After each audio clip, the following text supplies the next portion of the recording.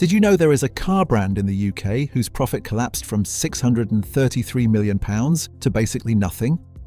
Another brand vanished from Britain in 2021 and is quietly creeping back onto forecourts now.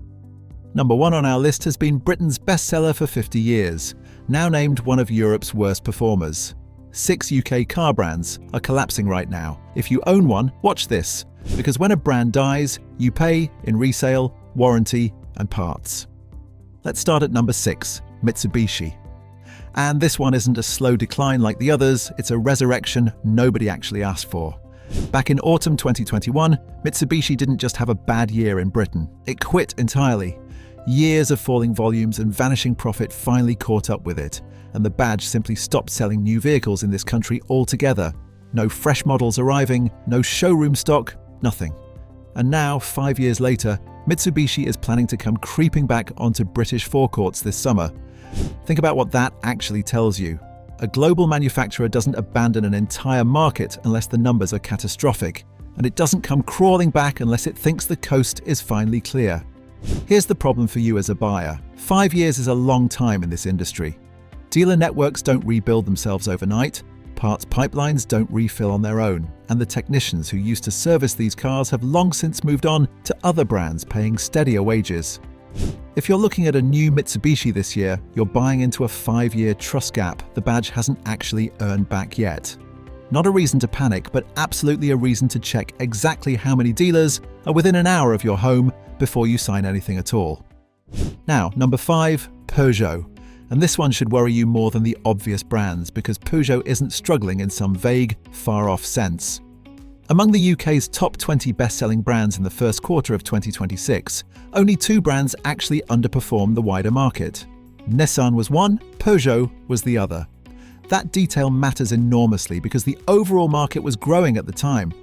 Most brands were being carried upward by rising demand, and Peugeot was quietly drifting the other way while almost nobody noticed, buried underneath bigger headlines about other struggling badges. Behind that badge sits Stellantis, the exact same parent company whose Fiat brand saw UK sales collapse by 60% in that same first quarter of 2026. Same boardroom, same production targets, same decisions about your car being made hundreds of miles away in a different country by executives who have never set foot in the dealership that sold it to you. So if you're weighing up a Peugeot right now, understand something uncomfortable. Its future in Britain isn't really being decided in Britain. Number 4, Alfa Romeo. And here's a badge that's essentially being kept alive on a ventilator by a single car. Globally, Alfa Romeo's sales fell 21% in the first half of 2026. 21% in 12 months for a brand built on more than 100 years of racing heritage and Italian glamour, the badge that gave the world the Giulia and the Spider. Across Europe's brand rankings for the opening months of the year, Alfa Romeo was named among the very worst performers on the entire continent, sitting alongside Mitsubishi, DS, and Ford, right at the bottom of the table. What's propping the whole brand up right now is one model, the Junior, Alfa's newest and cheapest car. Strip that single model out of the sales figures and the rest of the range barely moves the needle at all. When a 100-year-old manufacturer depends on one cheap hatchback just to keep the lights on, that isn't a healthy business. That's life support with good badges. Buy anything else in the Alfa range today, the bigger saloons, the older sports models, and you're buying directly into the part of the brand that's actually failing behind the scenes, the part propping nothing up. Number 3, Vauxhall. And this one is different from every other brand on this list because it isn't really a story about sales at all. On paper, Vauxhall is doing better than it has in years. In the first half of 2026, its retail sales grew 19% year-on-year. Its overall market share hit 4.8%, and it climbed from 6th place in the combined car and van market to 4th. The Corsa is still one of the best-selling small cars in the country. So where's the collapse? Look past the showroom, at the factory. Vauxhall's plant in Luton had built vehicles for 120 years, through 2 world wars and the collapse of the rest of the British motor industry around it. Its owner, Stellantis, shut it down, ending production and putting around 1,100 jobs at risk, and pointed directly at the pressure of Britain's zero-emission vehicle mandate as part of the reason. The badge on the car in the showroom survived. The British factory that built it did not. So if you're buying a Vauxhall because the sales figures look reassuring, understand what those figures don't show you, that the manufacturing behind the badge keeps shrinking even while the showroom numbers climb. Number 2, Seat. And this is the one that genuinely stopped me because the damage here isn't sitting in the showroom, it's buried in the accounts where nobody thinks to look. In 2024, Seat and its sister brand Cupra together made €633 million in profit. In 2025, that fell to just €1 million. Not a decline, a near total wipeout, a profit margin that collapsed from 4.4% all the way down to essentially zero in a single year.